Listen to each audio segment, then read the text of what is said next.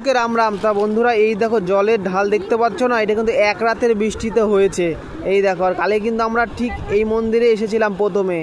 এই জায়গাটা হচ্ছে তোমার মহারাষ্ট্রের নাসিক জেলার দেওঠান গ্রাম। এটা গ্রামের নাম হচ্ছে দেওঠান গ্রাম।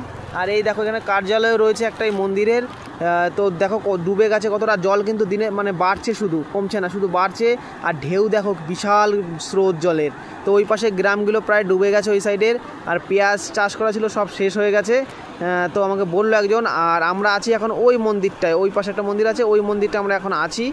তো আজকে যদি বৃষ্টি হয় রাতে কালকের মতো, তাহলে ওই মন্দিরেও জল ঢুকে যাবে। তো আজকে এখানেই থাকবো, এখনও বৃষ্টি হচ্ছে তাই বেরোলাম না। আর ভোজনের ব্যবস্থা এখান থেকে এক দাদা করলো।